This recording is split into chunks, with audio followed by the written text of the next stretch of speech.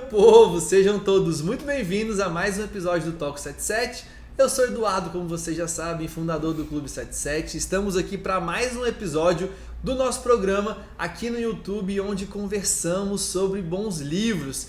E hoje vamos falar sobre este incrível livro, Cuide-se para Cuidar. E mais uma vez, eu estou com a pessoa que escreveu o livro. A própria.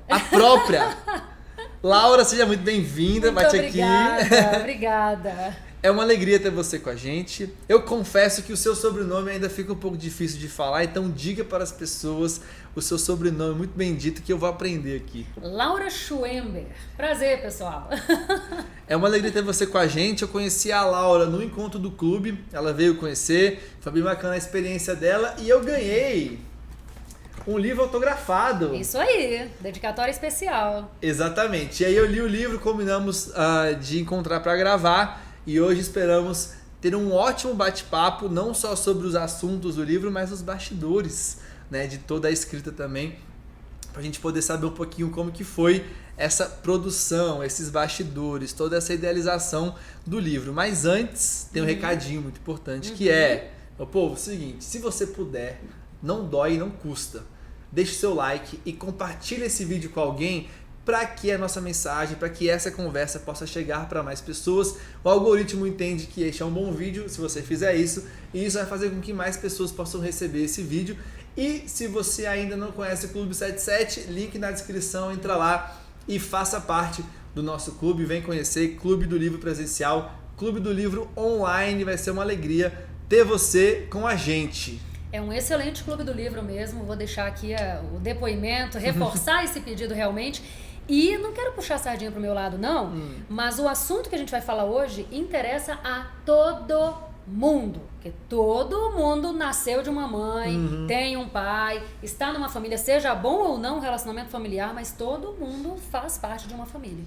Exatamente, você pode pensar, nossa, mas eu acho que esse livro é só para um determinado grupo de pessoas, as mamães que estão aí. Fica aí, porque você não vai se arrepender se você não é mãe. Cara, fica, porque a gente vai conversar sobre bastante coisa bacana aqui. E eu quero começar agora oficialmente o nosso bate-papo falando sobre o livro, para que você apresente o seu livro pra gente. Eu acho que ninguém melhor do que o próprio autor para conseguir trazer pra gente sobre o que é o livro, qual que é a mensagem, qual que é a essência, o que você quer trazer para as pessoas quando você escreveu, idealizou esse livro. A câmera é sua, fique à vontade. Eita. Quero que você apresente para quem não leu ainda o seu livro. Beleza, e antes até de eu falar sobre o livro, quero agradecer, na verdade, o convite, que eu ainda não agradeci, né? Para você disse que é um prazer me receber aqui, para mim é uma honra ter sido convidada para participar desse podcast aqui. O livro Cuide-se para Cuidar, ele é meu primeiro livro, né? Ele não é um livro único, vamos dizer assim. Ele não é tipo o tique da lista, né? Dizem que você, para se sentir completa, tem que ter um filho, plantar uma árvore, escrever um livro. Não, esse livro não é sobre isso. Eu já estou, inclusive, pensando no segundo livro. Espero ter vários livros aí né, no futuro, não muito distante. E aí, esse primeiro livro, a ideia era realmente trazer um compilado dos principais aprendizados que eu tive até hoje, ao longo dos meus 14 anos de maternidade, né? Eu sou mãe de 4 filhos, o meu mais velho Lucas tem 14 anos, o Levi hoje tem 10 anos, a Letícia tem 8 anos e a Lulu neste momento tem 4, mas hoje é uma terça-feira, isso aqui vai ao ar na quinta, né? E na sexta-feira, ou seja, no dia seguinte, dia 27 de outubro, a minha filha caçula vai fazer 5 anos. Então, temos 2 aniversários? Temos 2 aniversários. Coisa incrível. O primeiro do Levi, não foi que você falou? Não, o Levi fez em agosto. Ah, tá. 10 anos. Mas nós temos 2 aniversários, porque eu, Laura, no dia 13 de novembro, vou entrar pro grupo 200. Eita, vou quarentar, minha gente. Coisa então já boa. tô em clima de comemoração aí. Sexta-feira meus pais chegam, né? Começa a chegar a família aí pra comemorar. Mas aí, esse primeiro livro é sobre isso, né? Ele não é um livro autobiográfico. Você leu, você deve ter percebido que eu cito, sim, claro, muitas coisas da minha história pessoal, mas ele não é uma biografia minha. Eu cito as histórias que eu acho que faz sentido colocar nesse livro e realmente para que... por mais que eu tenha escrito, como você falou, eu escrevi de mãe para mãe. Mas os aprendizados que estão nesse livro aqui, eles servem não só para as mulheres, mas para os homens também. Aliás, eu espero sinceramente, gente, que muitos pais leiam este livro, porque eu tenho certeza que isso vai contribuir significativamente para que a gente tenha uns casamentos mais harmônicos, mais respeitosos, mais equilibrados, e para que também a gente tenha pais mais participativos. Então, eu escrevi esse livro, sim, de mulher para mulher, por uma questão de identificação pessoal, porque eu sei as principais dores que nós mães enfrentamos, inclusive com relação ao que a gente acredita que é sobre ser uma boa mãe, sobre ser uma mãe com M maiúsculo, né, uma boa esposa e tudo mais, mas realmente é um livro que eu sugiro para homens e mulheres, não é só pra mulher, não. A gente teve uma gravação desse livro que tá ali, Como Ajudar o Seu Filho a Organizar a Sua Desordem Mental. Estou lendo este livro agora, maravilhoso! E a gente teve gravação com a Cidália, que ela é especialista em maternidade, e a gente estava conversando aqui antes de gravar sobre o fato de que, cara, pra gente passar numa faculdade a gente estuda, pra passar numa prova a gente estuda, pra desenvolver uma habilidade no trabalho a gente estuda, mas pra ser pai, pra ser mãe, muita gente não estuda, o que é meio complicado. Então é bom você estudar, tanto homem quanto mulher, para que você possa ser um bom marido, ser uma boa esposa e possam ter uma família fundamentada em algo que vai além de experiências práticas, né? E é totalmente controverso, né? Porque a nossa família é o que a gente pode ter de mais importante na vida. É a nossa maior missão. Então, assim, e a gente não estuda. A gente realmente, nós mulheres, é muito comum a gente achar que, aquela história, nasce um filho, nasce uma mãe, pronta. Isso não existe. A maternidade não é intuitiva, assim como a paternidade também não é. A vida em família não é intuitiva. Ainda mais com... claro, eu tive uma educação. Essa educação, ela me acompanha até hoje. Né? E o meu marido teve, geralmente acontece isso, né, minha gente? O outro teve uma educação um pouquinho diferente, o que às vezes para mim não é aceitável, na família do marido era aceitável, e aí isso gera tanto conflito. E a gente não aprende a se comunicar, a gente não estuda sobre relacionamento. Toda a nossa vida é relacionamento. Tudo que a gente vai fazer, a gente tem que se relacionar com o outro, começando pela família. A gente já nasce inserido numa família e a gente não estuda sobre relacionamento. Sobre como se comunicar, né, de forma mais efetiva com a outra pessoa. Então, realmente é muito controverso isso. E é algo que a gente precisa mudar. É preciso, sim, estudar para casar, para ser um bom marido, uma boa esposa. Da mesma forma que a gente estuda para ser um bom profissional, um bom funcionário. É preciso estudar para ser pai e mãe. Já começa pela questão do desenvolvimento infantil. Quando a gente não sabe... noções mínimas atualizadas a respeito do desenvolvimento infantil, a gente enfia os pés pelas mãos tentando fazer o melhor que a gente dá conta. Eu falo sobre isso no livro, né? Que a nossa intenção é sempre boa, mas por a gente não ter esse conhecimento, a gente enfia os pés pelas mãos, tenta ser respeitoso, não consegue com o filho, confunde respeito com permissividade, uma bagunça, né? E aí você cai em extremos e aquilo que você acredita que está fazendo algo muito bom para a criança acaba atrapalhando cada vez mais. Mas primeiramente é isso que eu queria saber. A gente vai entrar nos assuntos do livro, mas eu quero um pouquinho também saber que é algo que você comentou comigo quando você me deu o livro de presente, que é sobre a capa. Eu quero mostrar aqui na câmera. A nossa câmera ela é incrível, ela vai captar. Essa daqui é a frente do livro, que você está vendo aqui também, mas eu vou colocar aqui mais pertinho. E aqui é a parte de trás do livro. Então nós temos uma mulher incrível aqui, colorida, com flores e... podia ter passarinhos também, transbordando tudo que ela tem direito. E atrás, né? Despedaçada, toda ressecada, cinza. Exatamente. E sem exalar nada, né? Você percebe que não sai nada dela.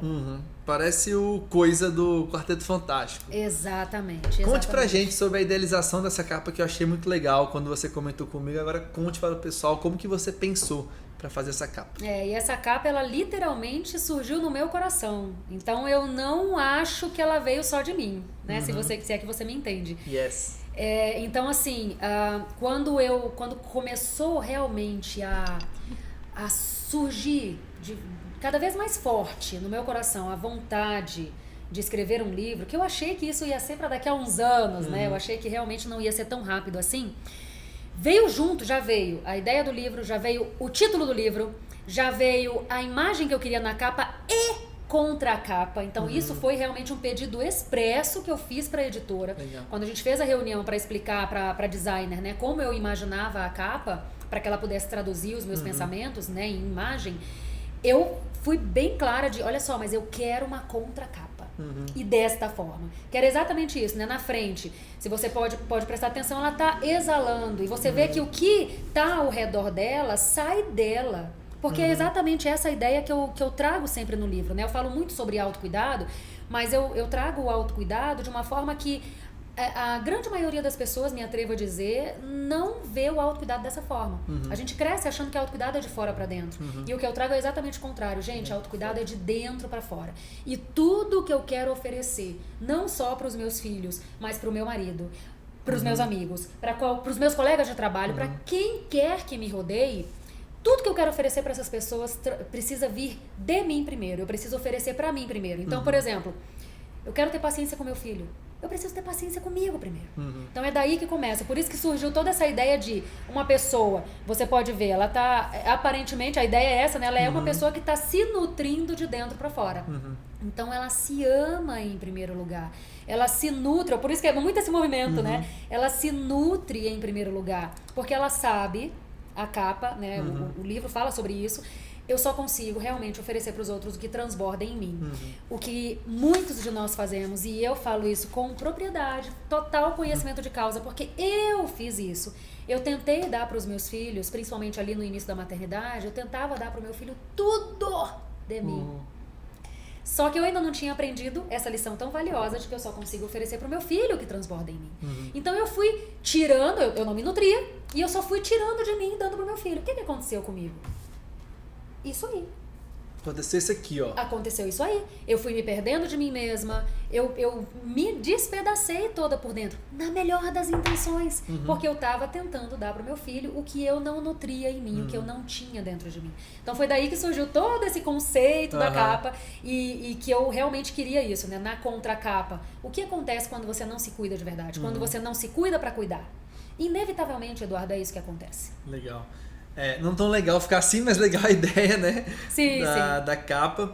E eu queria também saber, antes de entrar realmente no assunto do livro, nos assuntos do livro, como que foi a ideia, o processo da escrita do livro? Porque eu amo coisas sendo criadas. Sim. Eu falei com você mais cedo, eu amo criar coisas que ainda não existem. Eu amo ver histórias de pessoas que criaram algo do zero. Então, eu gosto dessa história do criador e a criação, como que isso surgiu, como que foi idealizado. Fica à vontade, se você quiser falar, enfim, o contexto também, mas eu quero saber como que foi o processo. Pegou, sentou para escrever, como que aconteceu para sair daqui, ou dos dois, e vir aqui para fora e hoje tá aqui publicado e chegando para mais pessoas. Antes até, veio isso para eu falar, né? Que antes até de falar sobre isso, permita-me dizer o seguinte, eu realmente acredito que nós somos grandes ímãs, né?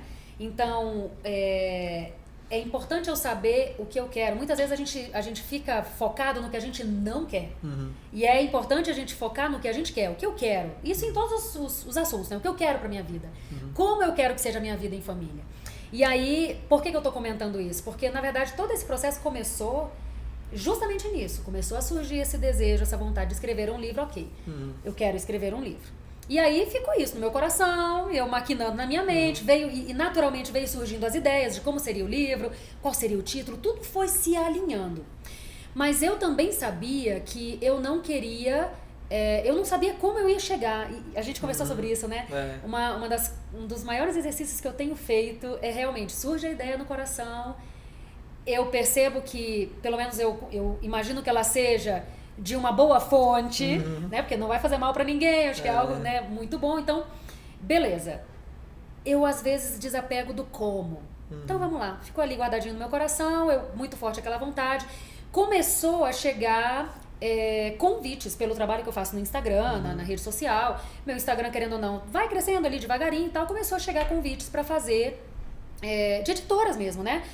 Eu vejo que você produz muito conteúdo, aquelas coisas, né? Várias editoras. O Instagram editoras. dela está aqui na descrição para você poder conhecer mais o trabalho dela. Conheçam lá, tem bastante conteúdo, justamente nessa área de autoconhecimento e autocuidado materno. E aí começaram a chegar mesmo convites de várias editoras, né? Me chamando para escrever um livro. Mas olha só, todos esses convites não eram como eu queria. Então, geralmente, eram convites assim, vamos escrever um livro de coautoria. Não era o que eu queria. Eu sabia o que eu queria. Então, isso eu acho que é muito importante, porque você, querendo ou não, você atrai. E aí o universo todo parece que começa a se mover e conspirar. Não que vai ser da noite pro dia, mas você vai atrair o que você quer. E se for pra você realmente fazer aquilo, cara, fica tranquilo que vai dar certo, né? E aí eu tinha duas questões. Primeiro, eu, Laura, por mais que eu faça o trabalho ali na rede social, eu não sou uma pessoa que chega a pessoa pra mim na rede social e eu, beleza, vamos lá, vamos fazer. Não é assim. Eu preciso conhecer, eu sou do presencial, né? Eu preciso conhecer pessoalmente. Eu já fui enganada por parceiros profissionais presencialmente. Imagina, na internet, que você, querendo ou não tem como saber a veracidade das informações, a idoneidade da pessoa, por mais que no presencial a gente também não saiba, mas eu imagino que seja um pouquinho mais difícil. E a boa e velha prudência, né, também. Então, assim, chegavam os convites, eu ficava lisonjeada, ficava, opa, tô vendo mover, mas ainda não é, por isso a importância de eu saber onde eu quero chegar. E eu não queria escrever um livro em coautoria. Cheguei até a pensar, num desses convites eu fiquei pensativa, mas eu sempre consulto quem sabe mais, chefe, né? é o chefe, e aí eu sinto e beleza, não é, tudo bem, ok. Olha só que interessante. No fim das contas, chegou um convite pela internet de uma editora do Rio de Janeiro. Porém, contudo, todavia, quem fez o convite foi uma pessoa que eu conheci pessoalmente quando eu morava no Rio. E aí uma outra coisa que eu tenho ficado muito atenta também, Eduardo, em tudo na minha vida é ficar com os olhos atentos às oportunidades que surgem. Porque muitas vezes o que a gente faz? Meu Deus, me ajuda, me dê o caminho, me mostre. E aí a oportunidade surge na tua cara e tu diz, não é, eu tô esperando. Eu tô esperando a visão divina, né? Aquele cara do Instagram. Tá aqui assim. Tá aqui, entendeu? É isso, né? E aí foi desse jeito. A pessoa chegou conversando comigo, porque era uma amiga. Então ela volta e meia, ela interagia comigo. E aí do nada, ela começou realmente, ela se tornou autora. Ela é autora de vários livros, mas ela escreve livros infantis. Ela começou numa editora, não teve uma experiência boa na editora, até procurar outras editoras. Ela chegou na Hanoi Editora, que é a editora do meu livro. Ela gostou tanto da experiência que ela virou sócia da editora. Então ela está trabalhando na editora. Legal. E foi assim que ela fez o contato comigo. Laura, tudo bem, tal, olha. Foi assim a conversa, né? Ela veio interagir comigo de uma postagem que eu fiz, mas no fim ela falou, olha só, não sei se tu sabe, mas eu tô trabalhando numa editora agora. No dia que você quiser escrever teu livro, lembra de mim. Lembra das oportunidades? Quando eu vi aquilo, isso nem é tão natural meu, tá, Eduardo? Mas quando eu vi aquela mensagem, eu não me fiz de rogada. Falei, opa, mas já lembrei. Podemos Tô lembrando agora, olha que coincidência. Acabei de lembrar, não precisa nem pegar. Quando eu for escrever, eu já quero escrever meu livro, já lembrei. E aí na hora ela respondeu, vamos conversar então? Beleza. Eu achei que seria uma conversa de duas amigas. Vamos lá conversar sobre escrever o livro e tal. Marcamos uma reunião. Eu muito tranquila, achando que era uma conversa de duas amigas, né? Que não se falavam há algum tempo. E aí no dia, acho que um dia antes da reunião, ela falou assim, Laura, você se importa de eu chamar duas pessoas da editora para participar da reunião? Aí eu, ai meu Deus, eu acho que o negócio é sério. Claro que eu, não me importa, tudo certo. E aí essa primeira reunião, que eu achei que seria só uma conversa informal entre duas amigas, já virou uma reunião para saber se a editora tinha interesse na minha ideia do livro.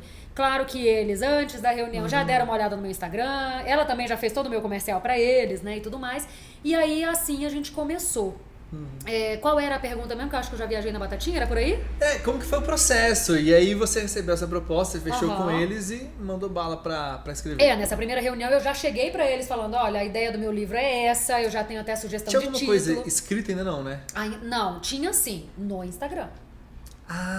Tinham vários conteúdos, isso, talvez. Que é por isso, né, eu acho que aqui o que eu vou falar talvez não seja tão romântico para certas pessoas, mas eu acho que também pode trazer esperança para quem talvez tenha esse foguinho no coração de escrever o seu livro e acha que é tudo muito complicado. Sim, não é que é fácil, claro que demanda trabalho, demanda atenção, mas olha só, principalmente você é um incrível escritor em potencial, porque você já escreve. Uma vez que, olha, todos vocês que têm pelo menos um perfil, mesmo que não seja profissional, mas você escreve reflexões no teu perfil, mesmo de forma pessoal. Cara, isso é escrita. E as pessoas não percebem que isso pode sim virar um livro. Entende? E aí foi isso que aconteceu comigo. Lá nas tratativas com a editora, teve uma reunião que a gente fez justamente isso. Como a gente ia fazer para escrever esse livro? E aí, basicamente, eu tinha duas grandes opções. que a editora me trouxe, né, Laura? Você pode escrever a fórmula, né, que todo mundo conhece, você vai sentar, vai escrever o teu livro para daí a gente começar, ou a gente pode pegar porque você já é uma produtora de conteúdo. Eles já tinham, olha, e realmente eu escrevo muito, nossa, tem altos textos lá nas legendas e tudo mais. Então a gente pode pegar, você já tem o que você quer trazer nesse primeiro livro. A gente pode selecionar de todo o material, que é um material autoral, né? Todo o material que você já produziu, a gente pode pegar esse material e fazer um compilado dentro do que tu quer. Eu tenho um material lá de muitas coisas, né? Eu falo sobre sobrecarga materna e tudo mais. Então, eu sabia, aí a importância do autoconhecimento. Gente, mãe de 4 filhos, empreendendo e tudo mais, eu sabia que se eu fosse ter que parar para sentar, para escrever o livro todo do zero, eu ia levar talvez os 5 anos que eu planejava antes, que eu imaginava que seria. Então eu falei, olha, vamos pelo mais eficiente, porque realmente eu já gastei muito tempo escrevendo todos esses textos. É seu conteúdo. E é conteúdo autoral mesmo, né? Eu não peguei textos de outras pessoas. Então eu peguei todo o meu conteúdo autoral e aí olha só que interessante. Comecei a fazer o compilado, que essa foi o primeiro ponto mesmo do trabalho. Eu não tinha chegado nem na metade do compilado. A editora falou, ok, para. O que você já mandou, eu sei, a gente já tem aqui, já deve ter um livro de mais de 100 páginas, então eu acho que dá o restante que você ainda quer, a gente pensa num segundo livro, beleza. Então foi assim, e aí a gente começou, quando eu mandei o compilado, aí tinha muito vídeo, não tinha muito texto, mas tinha muito vídeo. Aí a própria editora mandou para alguém transcrever, e aí depois que estava tudo em texto, aí o pessoal da editora organizou, né? A editora responsável da editora organizou a sequência. E aí depois dessa sequência, Eduardo, é que aí não teve jeito. Aí voltou para mim e aí sim eu tive que sentar. E aí foi o trabalho mais intenso. Né? De realmente a costura, eu tive que fazer a costura. Só que nessa costura eu quase escrevi um outro livro junto.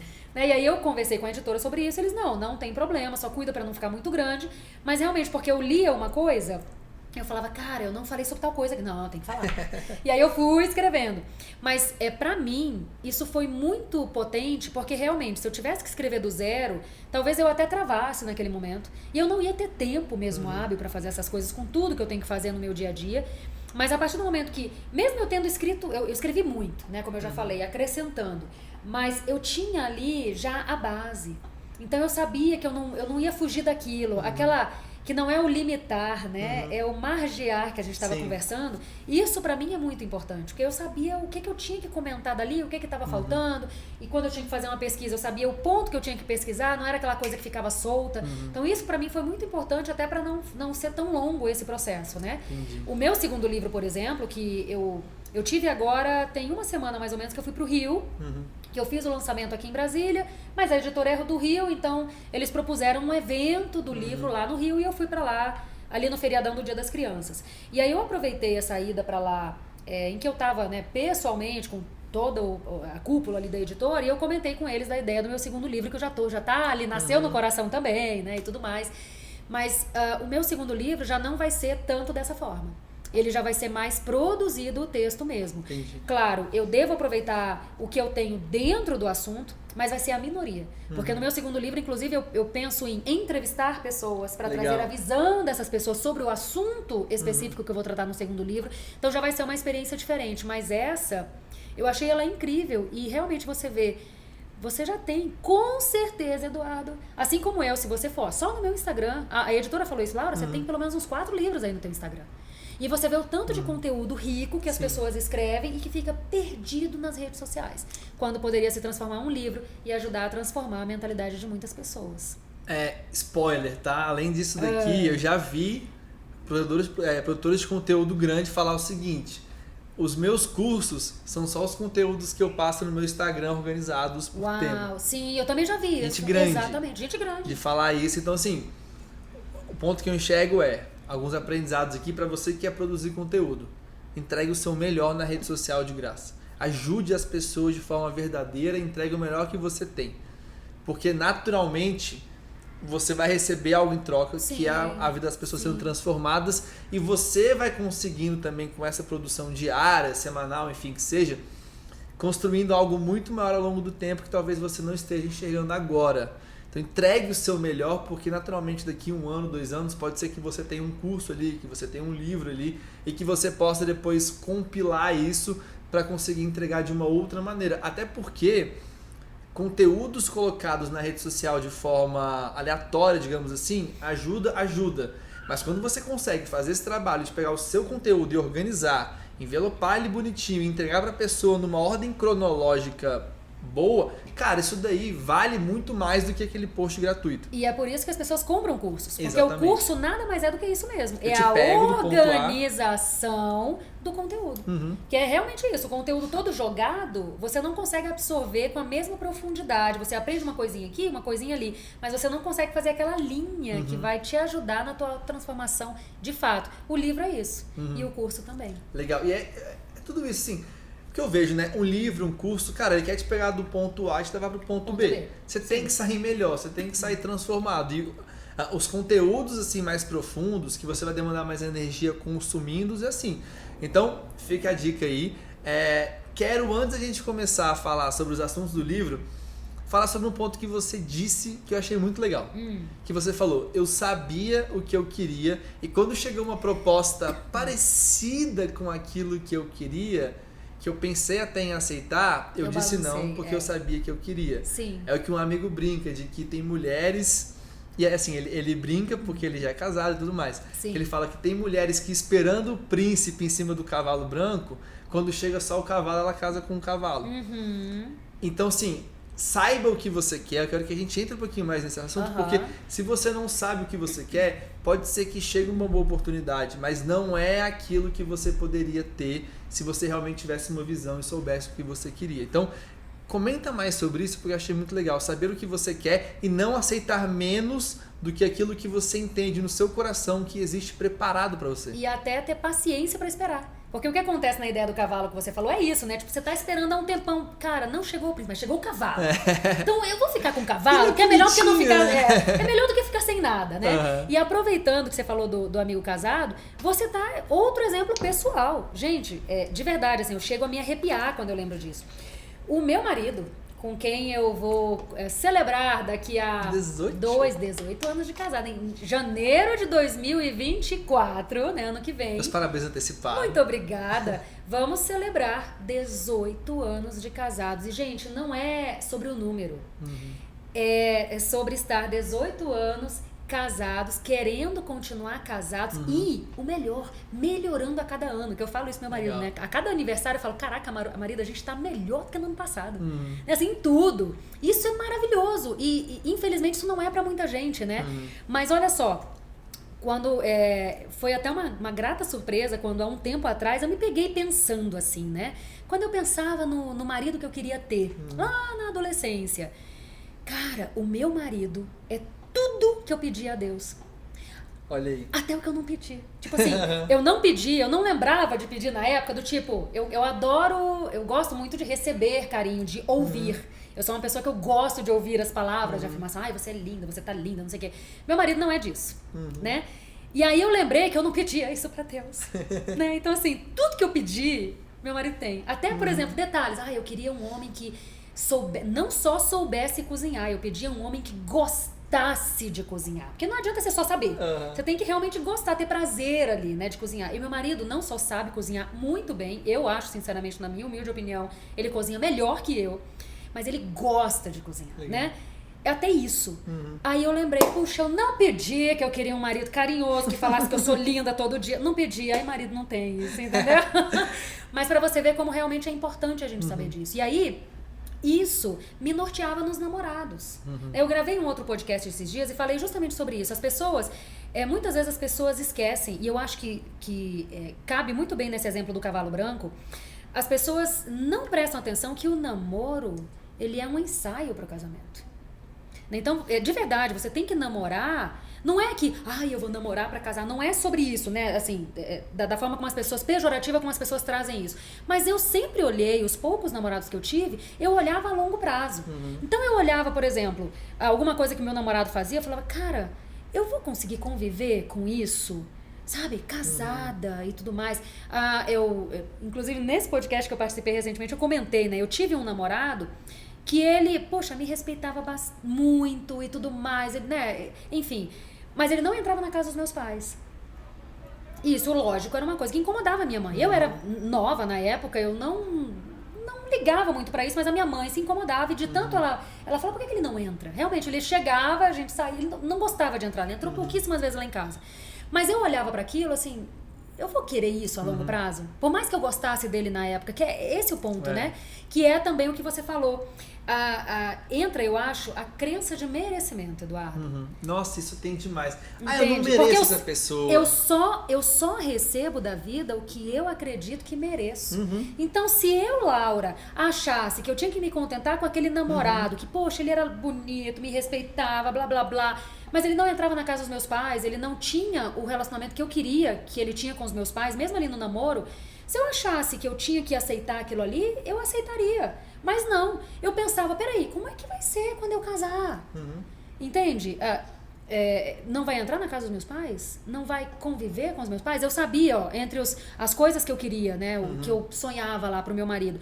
Pô, eu quero um marido que ele tenha tanta consideração pelos meus pais quanto ele tem pelos pais dele. Aí são duas coisas. Então eu olhava como ele tratava os pais e como ele tratava os meus pais, né? Mas eu acreditei que eu merecia isso. Então, quando eu sei que, peraí, eu não mereço uma pessoa, né, que tá com esse gap aqui, esse gap aqui, esse gap aqui, e outra, eu também querendo ser esta pessoa. Da mesma forma que eu queria um marido que tivesse essa consideração pelos meus pais, eu era a primeira a ter consideração pelos pais dos meus namorados, por exemplo, né? Porque eu também ia fazer isso no casamento. E aí, olha só, graças a isso, a saber o que eu queria, saber o que eu não queria, mas focar o meu olhar no que eu queria.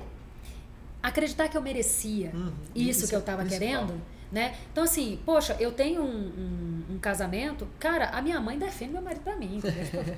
Às vezes, dependendo da situação, ela fala, não, mas meu genrinho, mãe, a senhora é minha mãe. Sabe, de tanto que ele paparica meus pais, e não é de puxar saquismo, é que realmente ele tem uma consideração pelos meus pais similar ao que ele tem pelos pais dele, né? O pai dele já se foi, então pela mãe dele, pelos irmãos dele. Ele tem consideração pelos meus irmãos, como ele tem pelos irmãos dele. Em contrapartida, lógico, eu, Laura, eu ofereço o mesmo tipo de tratamento para minha sogra com a consideração que eu ofereço para os meus pais. A senhora está precisando de alguma coisa, de oferecer ajuda, da mesma forma que eu trataria a minha mãe, como eu queria que meu marido tratasse a minha mãe, eu ofereço para a mãe dele também, para os irmãos dele. Então, olha só, Eduardo, nós temos um relacionamento que eu até falo, né? Meus filhos, graças a Deus, são muito sortudos nesse sentido. Não tem briga de avó. Legal. Não tem a avó falando mal da outra. Já aconteceu, por exemplo, dos meus filhos chegarem para minha mãe, né? A minha mãe é aquela avó que ela deita no chão, ela rola, ela brinca de futebol e corre. A minha sogra já é aquela avó que ela não faz isso. Mas em compensação é aquela vovozinha de forno e fogão. Sabe, as melhores. A gente esteve no Rio agora, a gente chegou lá, já tinha todo o cardápio que os meus filhos falaram que queriam comer. E aí uma vez, olha só que interessante, um dos meus filhos, menorzinho, né, falou pra minha mãe, assim, mas vó, por que a minha outra avó não brinca com a gente? Né, você brinca e não sei o que e tal. Aí olha só o que a minha mãe respondeu, mas meu filho, olha só, eu já não cozinho. Tanto assim pra vocês. E a sua avó cozinha. Olha só que relacionamento incrível. Legal. Então os meus filhos crescem sabendo que eles são amados pelas duas famílias. Eu tenho um ótimo relacionamento com a família dele. A família dele, ele tem um ótimo relacionamento com a minha família, meu marido. E as nossas famílias têm um bom relacionamento entre elas. Legal. Entende? E eu sabia tudo isso que eu queria lá na adolescência já. E eu tenho isso hoje. E isso é muito legal porque, e aí acho que é um ponto que você deve ver isso conversando com as mães que você conversa, com as pessoas. Existem pessoas que estão satisfeitas com as migalhas, sendo que existe um banquete disponível para elas. E o ponto é, migalha mata fome. Você não morre de fome com migalha, só que existe algo a mais. E aí, às vezes você está se contentando com algo que você poderia muito mais, seja um relacionamento, seja qualquer outra situação, mas você está ali, se contenta e se coloca em situações de que você não precisava se colocar. Não que a vida vai ser um grande morango. A vida é sacrifício, você vai ter que sacrificar. Eu namoro há bastante tempo, você já é casada. A gente sabe que todo relacionamento, seja conjugal ou seja de amizade, vai ter sacrifício.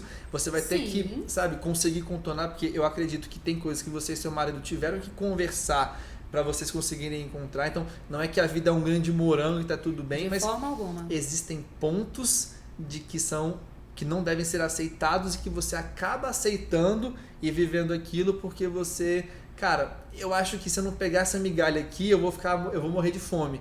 Então é muito mais por uma motivação de medo da falta do que realmente de uma vontade de você viver aquilo. Então que a gente tenha essa atenção, né, para não deixar com que essas migalhas fiquem matando a nossa fome de pouquinho em pouquinho e deixar de viver, de aproveitar aquele banquete que Deus tem disponível pra gente, algo muito melhor que você poderia viver caso você não tivesse, né, essa crença de falta de merecimento. Total. E você realmente se visse da forma como você é e não como, sei lá, como você pode estar se enxergando. Com certeza. E querendo ou não, Eduardo, tudo isso aí que você citou parte do princípio, que aí é a necessidade do autoconhecimento, do autocuidado, da autoestima, de todos os autos aí que são tão primordiais.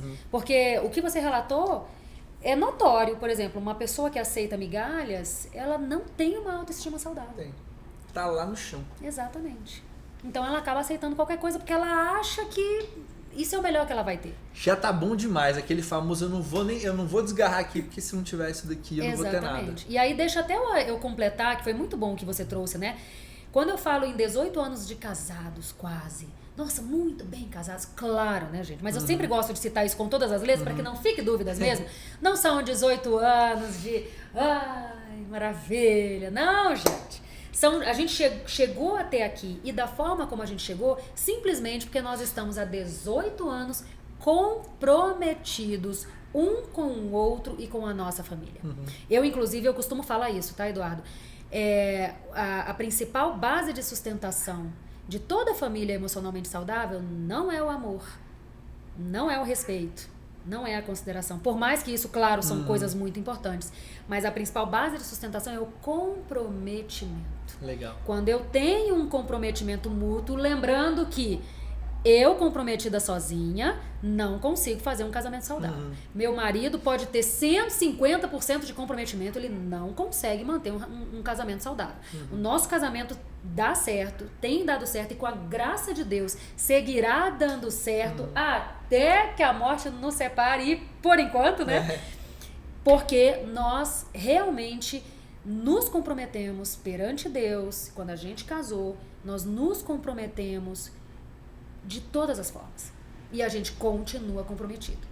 É sobre isso. Porque quando você tem comprometimento, chega o desafio, você não vai focar no desafio, né? No problema, qualquer que seja ele. Você vai, beleza, ó, temos isso aqui. Como é que a gente resolve? Que é muito mais fácil e muitas pessoas caem nesse... Eu acredito que é um erro, porque você se separa, você vai arranjar problema lá no outro casamento também, né? Mas é muito mais fácil a gente jogar. Joga no lixo. Vamos partir para outra. Vamos tentar. Não tem comprometimento. Quando a gente tem comprometimento, tudo se resolve. E a baixa resistência também. E eu falo pela minha geração hoje. Cara, a baixa resistência a qualquer tipo de coisa desagradável. Cara, parece que hoje, se alguma coisa te desagrada, meu Deus do céu. Nossa, é o fim do mundo, eu vou abrir mão. Então eu não vou ler livro porque livro cansa. Eu não vou ficar nesse trabalho porque, nossa, eu tenho que aprender uma habilidade nova. Cara, é um nível pequenininho de esforço que você tem que colocar e você não faz, porque a minha geração tem muito disso. Então, entendendo também que o relacionamento, eu acredito vendo de fora e é a forma que eu estou construindo o meu, de que, cara, vai ter sacrifício, você vai ter que, cara, confrontar junto com seu cônjuge situações que vão ser complicadas, mas junto vocês vão ter que, enfim, passar, resistir por isso. Mas que vai ter situação ruim. Nenhuma vida é esse mar de rosas completo, mas o negócio no final, do outro lado da ponte, existe, no final da tempestade, existe um lugar melhor. Então, juntos, conseguirem se sacrificar, conseguirem ter esse comprometimento, que é essa escolha de vamos junto. Isso. Independente do que vai acontecer, eu acho que isso é o mais importante, porque sem isso vai ficar nessa. Nossa, eu não gosto porque ele fala alto nesse... Cara, você não vai achar ninguém perfeito. Ninguém. E aí tem gente que defende, não, então é melhor ficar sozinha. Olha só, nós somos seres sociáveis. Né? Eu respeito, se tem alguém nos assistindo que insiste em bater nessa tecla, né, de não, eu sou melhor sozinha. Mas nós fomos criados, nós somos biologicamente projetados para pertencer. a grupos. Você fala isso no livro, Então, inclusive. falo. Tanto é que, repito, falei ainda agora, nós já nascemos inseridos num grupo. Uhum. E não adianta. Por mais que você tente mascarar, minha família é muito problemática, eu fico melhor sozinha. Cara, se você for olhar bem, você tem um buraco ali dentro. Com certeza. Você tem um buraco ali dentro. Ai, não, eu prefiro ficar sozinha, não quero casar. Pode olhar bem. Talvez você não esteja ainda pronta para olhar esse buraco, porque o autoconhecimento é doloroso. Ele é um processo necessário, mas ele não é facinho, ele não é bonitinho de você ficar olhando pra você. Você descobre monstros, né? Exato. Não, você tem que encarar os teus monstros, né? É. Literalmente, assim, fácil. Oi, monstrinho, vamos juntos aqui, né? Sobre isso. Então, assim, as pessoas que defendem, na minha humilde opinião, tá? Com todo respeito, mas quem defende que é melhor sozinho do que acompanhado, é porque realmente tá tão dolorido que é melhor acreditar nisso mesmo e tá tudo bem. Né? Mas em algum momento da vida, você vai necessariamente ter que confrontar isso aí. E tudo na vida tem lado bom e lado ruim.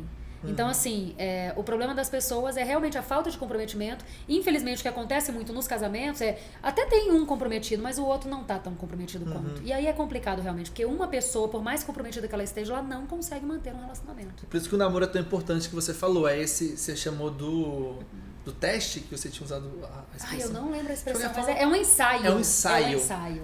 E quando chegar realmente pra valer, então é isso. Cara, se você tá namorando e você vê que a pessoa não tem o nível de entrega que você... Tá meio que ali por eu vou levando com a barriga, sabe?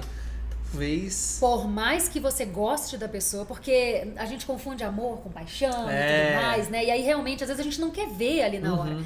Mas, cara, lembra que o teu amor por você mesmo, ele tem que ser maior do que por qualquer outra pessoa. Porque é sobre isso.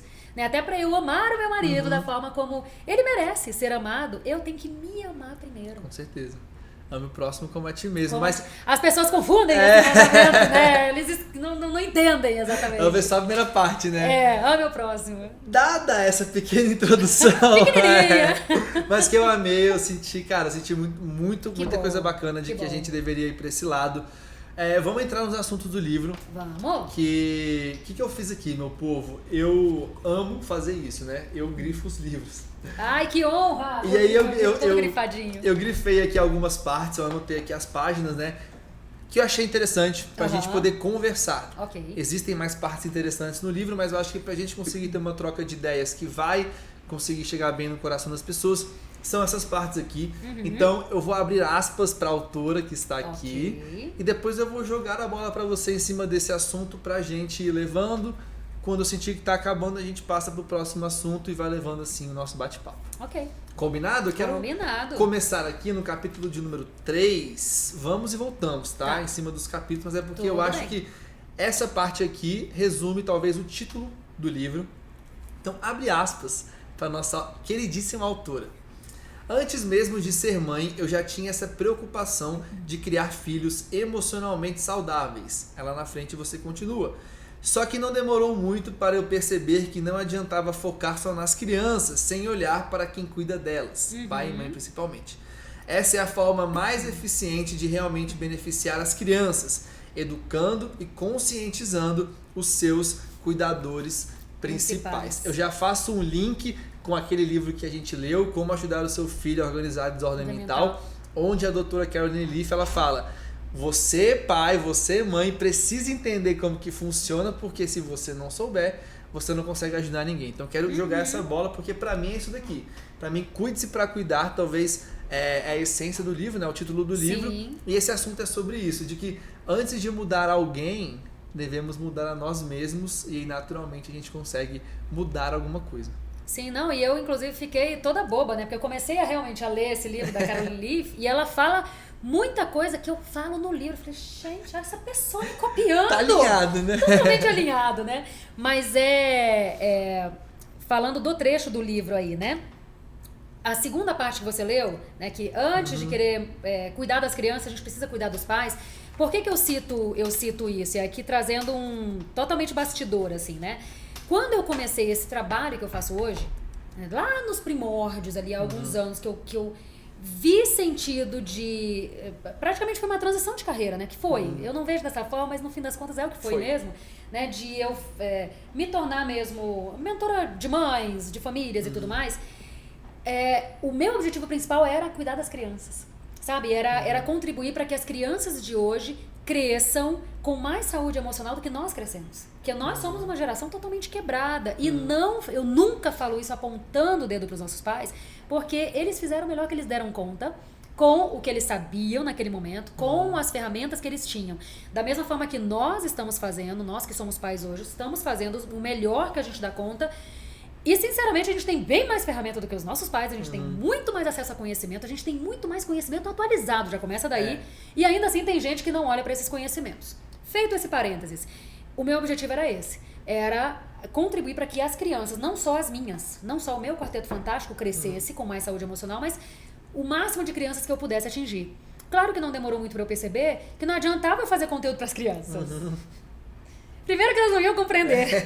Segundo que não iam adiantar. Porque sem os pais dessas crianças, mesmo que eu cuidasse das crianças, mesmo que eu conseguisse, isso não conseguiria, mas mesmo que eu conseguisse cuidar das crianças, se eu não cuidar dos pais que estão ali na maior parte do tempo, querendo ou não, em contato com essas crianças, não ia surtir o efeito.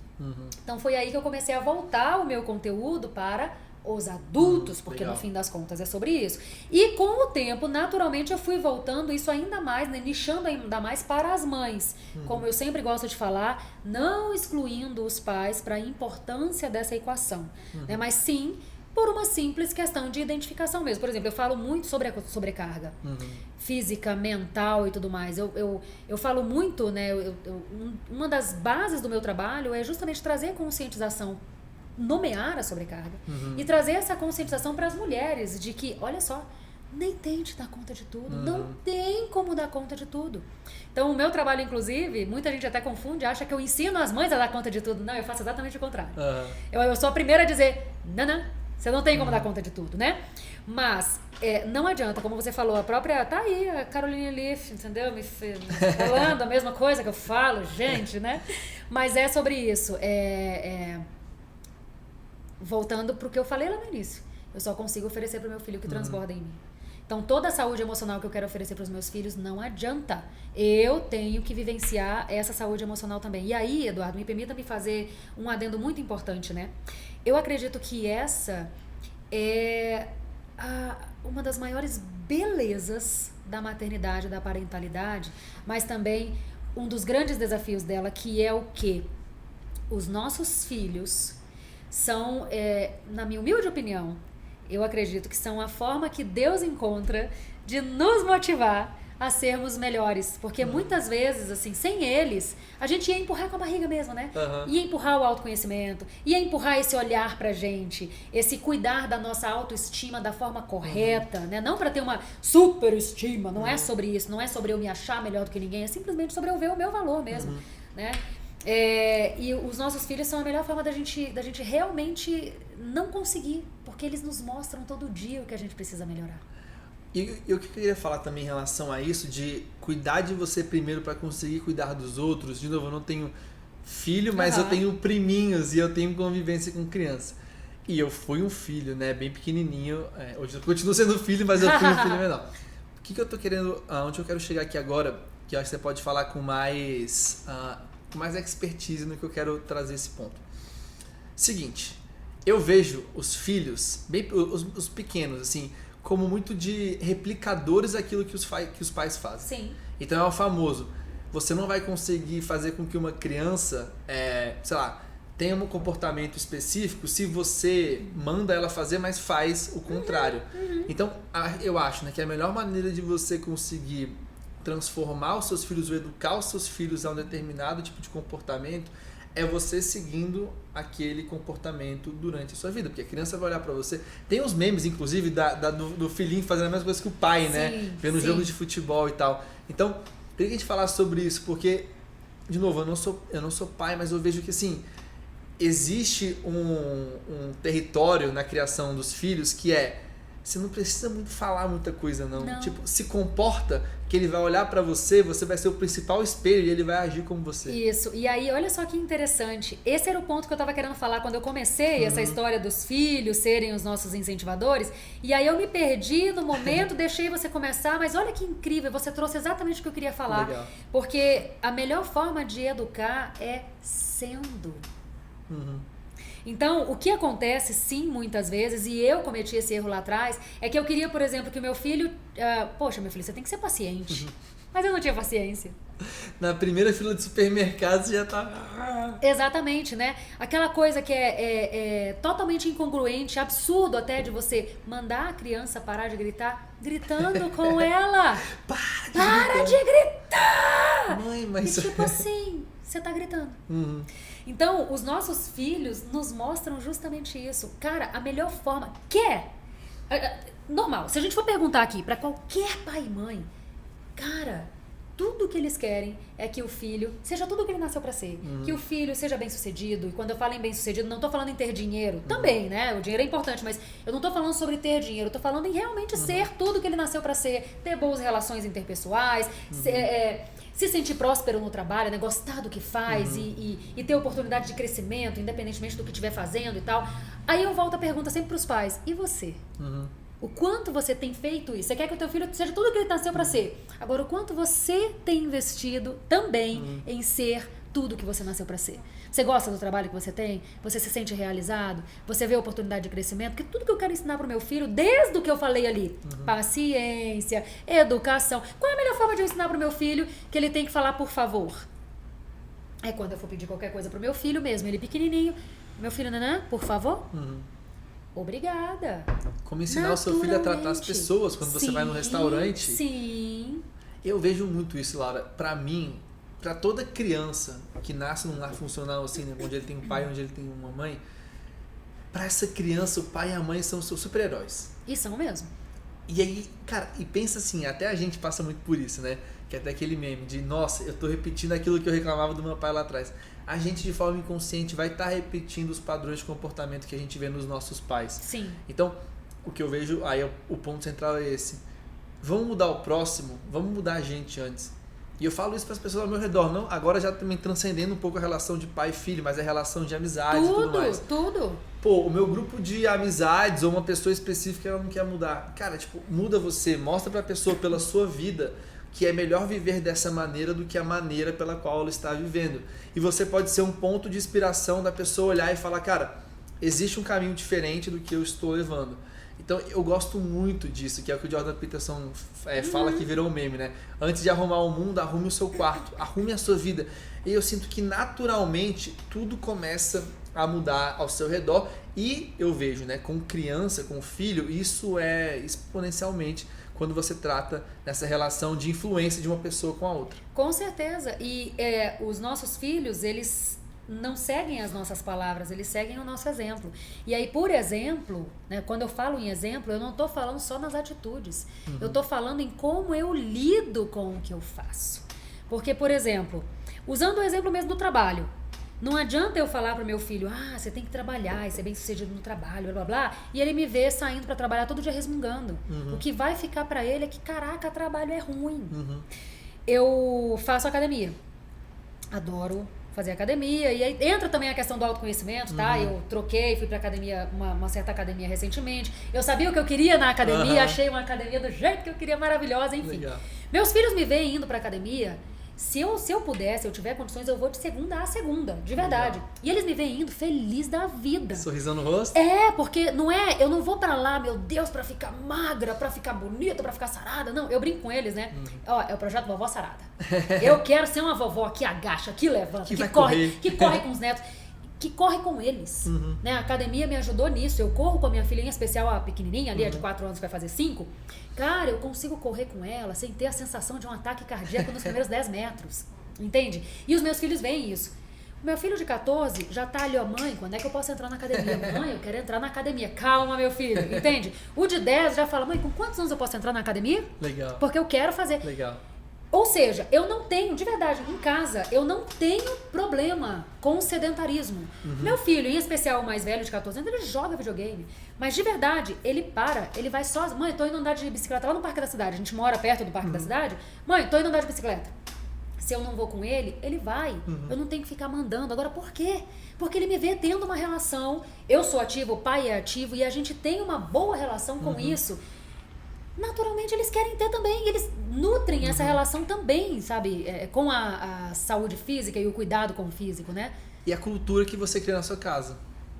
Cara, estamos sempre sendo influenciados por uma cultura. Total. Seja a cultura macro do país, seja a cultura da sua empresa, seja a cultura da sua casa, estamos sendo influenciados por uma cultura. E se você... Eu vejo muito isso no relacionamento em relação com a empresa.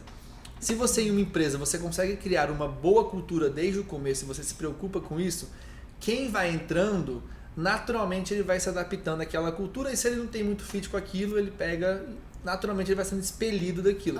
Dentro da casa também é natural. Quando você consegue, o pai e a mãe, alinhados com a cultura que você quer colocar naquela casa, naturalmente os filhos vão seguindo aquilo ali, e às vezes até um amiguinho que chega, que vai dormir lá, começa a ver os negócios diferentes. Calma aí, meus pais não vão pra academia, o que é academia? Já começa a ser um pouco influenciado também por essa cultura forte que o pai e a mãe acabam criando. Não, a própria autoestima. Gente, a melhor forma de você nutrir uma autoestima saudável nos teus filhos é você tendo uma autoestima saudável. Entende? Imagina se, por exemplo, eu falo pra minha filha, você tem que... Né, eu tenho 2 meninos e 2 meninas. Imagina que eu falo, porque eu falo mesmo pros meus filhos, né? Cara, você é incrível do jeito que você é maravilhoso do jeito que... Cara, você foi projetado pelo ser mais perfeito que existe. Ele não erra. Então, assim, não tem nada em você que tá errado, porque você foi feito pelo ser perfeito, o único ser perfeito que existe. Aí, meus filhos pegam e me veem... Ai, não. Ai, vai ser fritura. Ai, não vou, porque eu tô muito gorda, não tô cabendo naquela calça. Ou então tô me vestindo pra ir pra qualquer lugar e eu começo a ficar estressada como... Eu já fiquei, então, repito, não tô falando isso apontando o dedo pras pessoas. Eu já fui assim, né? De tipo, você ficar mal-humorada porque você não se sente bem em nenhuma roupa. O que vai ficar pros meus filhos é isso. Eu não me sinto bem em nenhuma roupa. Eu não tô comendo tal coisa porque, ai, não, senão eu vou ficar gorda, balofa, não sei o quê. Sabe, é o tipo de coisa que meus filhos nem me ouvem falando, né? E isso veio de uma construção porque eu comecei, eu nutrir a minha autoestima. Porque eu também, olha só que engraçado, Eduardo, eu nunca estive com o peso que eu estou hoje. De verdade, eu tô bem acima do peso. E eu não tô falando só de peso, o número. Eu tô num processo de emagrecimento que eu tô com o meu percentual de gordura muito alto, né? Nem quando eu tinha 9 meses de gestação, eu tinha o peso que eu tô hoje. Olha só que incrível. Só que quando eu tinha o peso normal, nem naquela época eu tinha uma relação tão tranquila com o meu corpo. De verdade. Hoje eu consigo, né, já tem um tempo, eu consigo literalmente, e eu falo isso com muita alegria no coração, eu consigo mesmo, eu estou no processo de emagrecimento. Eu sei que eu vou emagrecer porque eu tô, né, cuidando, a academia ajuda nisso e tudo processo, mais. Né? Num processo normal. E realmente um processo que, tipo, tá tranquilo. Eu só preciso fazer o que eu tenho que fazer. Né, cuidar da alimentação, fazer a atividade física, que eu já gosto de fazer mesmo, e vai chegar lá. Não tô muito estressada com isso, não. Mas, de verdade, mesmo com este peso, com o corpo que eu tô hoje, eu olho no espelho, cara, e eu olho com carinho pra mim. Coisa que quando eu tinha lá muito menos gordura do que eu tenho hoje, muito menos dobrinha e tal, eu não conseguia olhar, porque eu olhava e só via os defeitos. Então, assim, isso veio de todo autoconhecimento, o autocuidado verdadeiro, que nutriu naturalmente em mim uma autoestima. E o quanto isso é importante para as minhas filhas, para os meus filhos. Porque eles me veem, querendo ou não, eles me veem tendo essa relação com o meu corpo. E você falou um negócio muito legal, muito legal. Vou pegar esse livro aqui, que eu indico esse livro aqui muitas vezes, que é o seguinte... Você falou um negócio muito bacana, que é a questão da validação dos filhos. Neste livro aqui, fica a indicação, principalmente para você que é homem. Já falando de um livro que é mais para mulheres, eu vou falar um livro que é mais para homens. Mas... Qual é a vida que você deseja? Ah, não. John Eldredge, Coração Selvagem. O que o John Eldredge fala aqui? Ele fala sobre a importância do menino ter a validação de um pai. Então... Ele usa o termo, né? O pai precisa afirmar para o filho que ele tem o que é preciso, nas palavras dele, porque senão ele vai buscar essa validação fora de casa. E aí a métrica dele, do valor que ele tem, vai ser por aquilo que ele faz. E isso é muito perigoso, porque você vai viver numa inconstante muito grande. Afinal, a nossa vida, cara, tem dia que eu tô mal no trabalho, tem dia que você tá mal, tem dia que você tá performando bem. Então, assim, a vida é esse desequilíbrio para você viver equilibrado. Dia você tá bem, dia você tá mal. E se você não sabe quem você é, se você não teve alguém que te apontou, que te validou lá atrás, que falou como você disse, cara, você tem o que é preciso, você é amado, Você sabe, eu te amo por quem você é e não pelo que você faz. Você vai metrificar o seu valor como ser humano baseado nos aplausos de alguém, e isso vai te elevar. As críticas de alguém vão te matar e vão te afundar. Então eu queria que a gente também trouxesse luz para a importância de um pai e de uma mãe validar a criança desde cedo, para que ela não tenha que buscar essa validação no mundo. E aí você vê um monte de gente emocionalmente dependente de outras migalhas emocionais que as pessoas vão entregando para elas. Com certeza, que necessitam de aprovação o tempo inteiro. O tempo inteiro. E aí, permita-me dizer, muitos pais, né, e eu tô falando pais e mães, sem querer, fazem isso com os filhos, inclusive dentro de casa. De atribuir, mesmo sem querer, tá? Não é que eles fazem de propósito, mas condicionam, por exemplo, o elogio ao filho ao que ele faz. Então o filho cresce e a filha, né, os filhos crescem achando que o valor deles está no que eles fazem, no que eles fazem bem, no que eles fazem certo. E é muito importante a gente mostrar para os nossos filhos desde cedo que não, olha só, eu te amo simplesmente por você ser quem você é. Você não precisa fazer nada para você ser amado por mim, né? Quando você faz coisa errada, eu vou te mostrar o que tá errado, mas justamente porque eu te amo, não diminui o meu valor.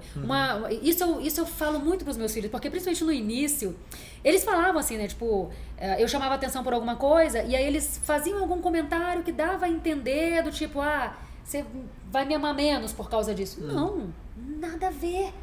Eu te amo, ponto. Você não precisa fazer nada para eu te amar mais. E não tem nada que você faça que eu vou te amar menos.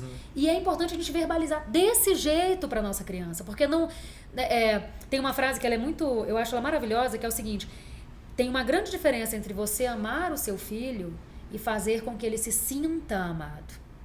E é muito importante que nós pais e, pai e mãe, a gente se preocupe, o nosso foco maior seja em fazer a minha criança se sentir amada. Porque muitas vezes eu tô crente que porque realmente eu amo meu filho. Mas será que ele tá se sentindo amado? Será que ele sabe, né? Será que ele sabe? E mais importante mesmo é isso. Será que ele se sente amado só por ser quem ele é? Legal. Né? Não é sobre a nota que tira na escola, porque isso vem, né? Tirou nota boa, elogio. Tirou nota ruim, crítica, mas é crítica às vezes denegrindo e como eu falo, não é de propósito, realmente eu não vejo, é pelas dores dos pais. Aí a gente volta pro cuide-se pra cuidar, cuide das suas dores, para que você não projete essas dores nos seus filhos, né? E é legal, até pra não virar um circo, né? É legal assim, eu te amo por quem você é e eu me agrado por aquilo que você faz. Assim, um pai, ele prefere um filho lá, honesto, ou um filho que passa a perna em alguém. Então assim, você não deixa, aquilo que ele faz não faz com que você ame mais ele. E nem o que ele vai fazer você amar ele menos. Mas existe uma diferença entre o amor e o agrado. E acho que é legal ter isso, até para que a criança entenda que ela é amada, independente do que ela faça, e que ela busque realmente também agradar os seus pais com aquilo que ela está fazendo. Porque ela sabe que se ela sair da linha, se ela fizer algo que é fora do combinado, digamos assim, aquilo vai machucar o coração de quem tanto a ama. E ter isso claro para ela. Então, é porque o respeito é isso, né? O meu direito, ele termina onde começa o do outro. Então, isso que você está falando para mim é o respeito mesmo ao outro, vamos dizer assim, né? E a gente já teve, por exemplo, a gente já teve conversas lá em casa de situações que aconteceram, por exemplo, o filho fez coisa errada, o pai levou o filho na delegacia para arcar com as consequências. E eu já tive conversa com os meus filhos falando sobre isso mesmo, né? Que pai é isso.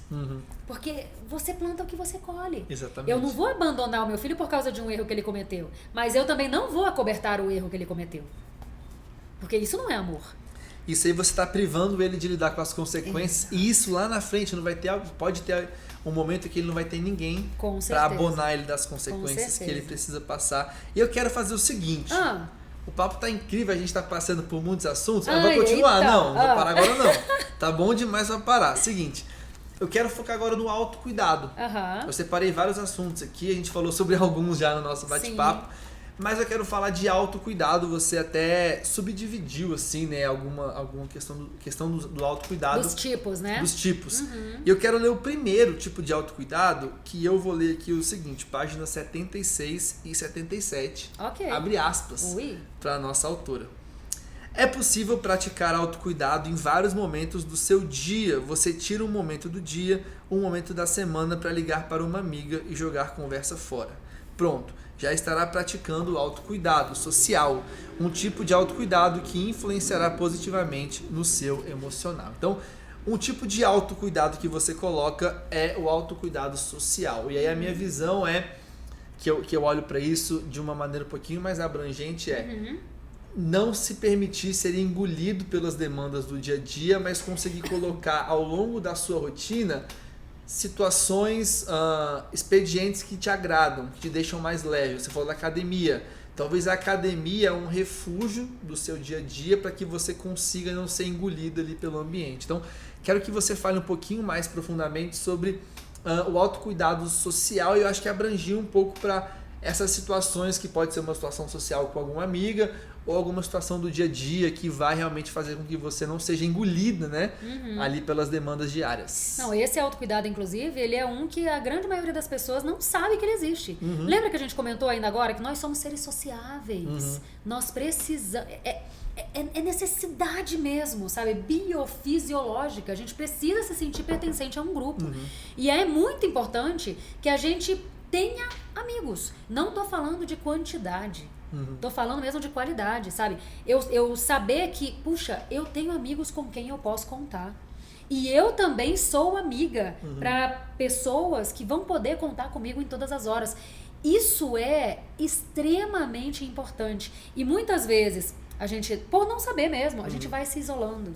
Né? Pela correria do dia a dia, vai deixando pra lá. Você sabe que, aí trazendo até uma história pessoal minha, eu tenho as minhas 2 melhores amigas, que são assim, minhas irmãs do coração. Eu brinco que elas são as irmãs que eu não tive, porque eu só tenho 2 irmãos, né, meninos. Eu já tenho mais tempo de vida sendo amiga delas do que não sendo. A gente se conheceu com 15 anos. Né? Eu tinha 14 para 15 anos. Então já vão aí praticamente 25 anos né, que a gente se conhece. E elas moram na minha cidade. Então tem 18 anos que a gente mora fora. Mora longe, uma da outra, né? E aí, realmente, elas continuam, a gente continua mantendo uma amizade. É muito engraçado quando você vê a amizade verdadeira, assim, né? A gente podia passar meses sem se falar. Mas quando a gente se via, parecia que a gente tinha se visto ontem. Só tinha muito assunto pra colocar em dia, mas parecia que a gente tinha se visto ontem. E aí, esse ano, justamente por conta do autocuidado social, eu cheguei pra elas, eu não lembro se elas chegaram pra mim ou a coisa convergiu, não sei como é que foi, mas a gente realmente falou assim, olha só, a gente tá passando muito tempo sem se falar, porque, tipo, acho que ano passado a gente se falou 2 vezes no ano. E aí, no fim do ano passado, início desse ano, a gente falou, não, a gente vai colocar meta. A gente vai ter 1 vez por mês. A gente se fala pelo WhatsApp, beleza, mas o que a gente definiu foi, nós 3, nós teremos 1 vez por mês que a gente vai fazer videochamada. É 1 hora nossa ali. Às vezes vai 1h30, mas de verdade, mesmo morando longe, a gente tem o recurso da internet hoje em dia, videochamada e tal. E aí é o nosso autocuidado social.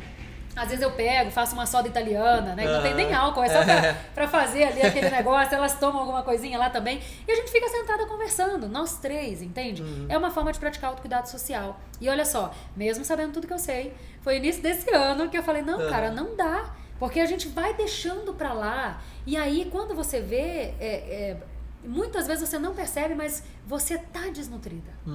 É uma forma que você tá desnutrida por dentro sem nem mesmo perceber. É como se uma partezinha minha tivesse ali rachadinha. Porque nós precisamos disso. Né? E aí, se a gente se deixa, e muitas vezes, Eduardo, é sobre isso. Se você deixa, quando a oportunidade surgir, filho, não vai surgir. Ainda mais você com filho, elas têm filho também, né? Eu com 4 filhos, não vai surgir. Agora, quando você marca, cara, é nossa prioridade. A gente para e se fala. E aí a gente conseguiu, olha, já estamos chegando no fim do ano e estamos ali. Mas se você não tem um conhecimento da importância que isso tem, você vai deixar isso no automático e é aquilo, quando tiver um tempinho a gente marca. Isso, e nunca vai marcar, e não né? vai marcar. Não vai marcar. E não tem poucas coisas tão prazerosas na vida quanto você tá com pessoas que você se sente à vontade e você pode ali deixar fluir. Eu falo que a gente tem que achar a nossa turma. Isso, tem que achar. E aí, cara, é muito bom e isso te faz muito bem. Então, durante... Eu gosto muito de final de semana, né? Porque eu acho que final de semana pouca gente tem a desculpa pra conseguir não encontrar. Então, cara, durante finais de semana, tente sair pra jantar com amigos. Encontre a sua turma e tenha esses encontros. Cara, pode ser mensal, se morar longe. Se você morar perto da mesma cidade, cara, nem que seja quinzenais, pra que você possa ter esse momento. Porque é importante. Sim. É importante a gente não permitir que a gente seja engolido por essas demandas do dia a dia, mas conseguir colocar essas situações que são autocuidados pra gente conseguir estar se desenvolvendo e crescendo, né? Sim, e por mais incrível que seja a tua família, você precisa daquele ambiente social, Sim. dos teus amigos, fora ali Sim. da família, entende? Porque não é porque eu sou mãe que eu deixei de ser mulher, que eu deixei de ser a Laura, que eu deixei de ser amiga das minhas amigas e tudo mais, né? Então é importante a gente fazer isso, sim. E eu tava numa palestra outro dia, assim, né? Acho que foi no começo do ano, e o palestrante falou, maridos, deixem as suas esposas de vez em quando sair com as amigas, ir no shopping, ter esses encontros delas, porque vocês precisam ter esses momentos em que, cara, a sua esposa vai estar com as amigas dela, você vai estar com seus amigos, e vai ter esse tempo de descontração, a cabeça vai... Por exemplo, eu gosto de jogar bola, né? Então, pô, quando eu consigo encontrar uns amigos, jogar um futebol ali 1 ou 2 horas... Cara, aquilo ali me relaxa de um jeito e isso é muito prazeroso. Então, que a gente também consiga no relacionamento, né, conjugal, a gente consiga ter essa... Como é que eu posso falar? De forma intencional colocar esses expedientes com pessoas que a gente ama, que vão também fazer sentido. Até porque você não deixa de ser mulher quando você se casa, não deixa de ser homem no sentido de que você não tá agora... Você é um só, mas você não vive grudado agora de algema. Você é um só, mas você não é metade.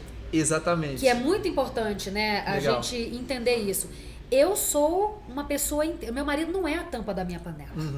E eu não sou a tampa da panela dele, eu não sou a panela da tampa dele, entende? Porque realmente a gente tem essa... Que eu considero totalmente errada, de eu vou encontrar a minha metade da laranja. Não, meu querido. Eu sou uma laranja inteira e eu casei com uma laranja inteira, que é o meu marido. E aí nós nos transformamos num grande suco de laranja delicioso. Agora, realmente as pessoas querem, não, eu sou metade. Ai, sem ele eu sou metade. Não, eu sou inteira. Eu não preciso, permita-me dizer, eu vou ser bem franca, tá? Mas eu espero que você compreenda o que eu tô falando aqui. Eu não preciso do meu marido para ser feliz. Eu sou inteira, eu já sou muito feliz. E não é a função dele te fazer feliz, não é a sua função fazer ele feliz. Exatamente. Eu não casei com ele para ele me fazer feliz, embora normal. Como nós estamos comprometidos um com o outro e com a nossa família, é claro que ele busca me fazer feliz, mas ele não é o responsável pela minha felicidade. Exatamente. E eu não sou a responsável pela felicidade Ia ser um dele. fardo muito pesado de carregar. De todo mundo. Meus todo mundo. filhos não são responsáveis pela minha felicidade. Eu sou feliz. Uma das coisas, inclusive, que eu... Permita-me fazer um parênteses, né? Eu tenho uma criança que ela adora, que é do jeito dela. Eu sou analista comportamental, então eu percebo, é do perfil comportamental Você já leu, né, dela. a pessoa. Ela tem uma vontade natural, que isso é dela, tá? De agradar. Então ela se preocupa muito assim, mas se eu não fizer tal coisa, você vai ficar triste? Ah, mas tu vai ficar feliz se eu fizer. E o que eu faço questão de repetir pra essa minha criança... Olha só, você não é responsável pela mamãe. Se a mamãe ficar triste, não é responsabilidade sua, não. Né? É a mamãe que vai resolver. A mamãe já é feliz, eu sou feliz, não é sobre isso. Mas o lance do casamento, é importante a gente saber disso, Eduardo.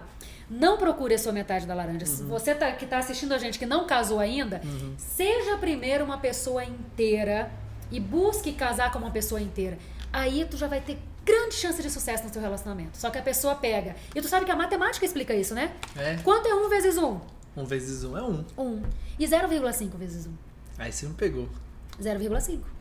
Então, eu sou inteira. Vou casar com uma metade, eu não vou transformar ele inteiro. Legal. Ele é que vai me atrapalhar. E sabe que eu, E vice-versa. E sabe o que eu vejo muito, que provavelmente você já viu ou até já viveu isso. Acho que todo mundo já viveu isso que eu vou falar agora. Às vezes você não se sente bem com você. E aí você fala, nossa, eu encontrei nessa pessoa o meu analgésico para aquela dor que eu sinto quando eu tô com ele, eu não sinto.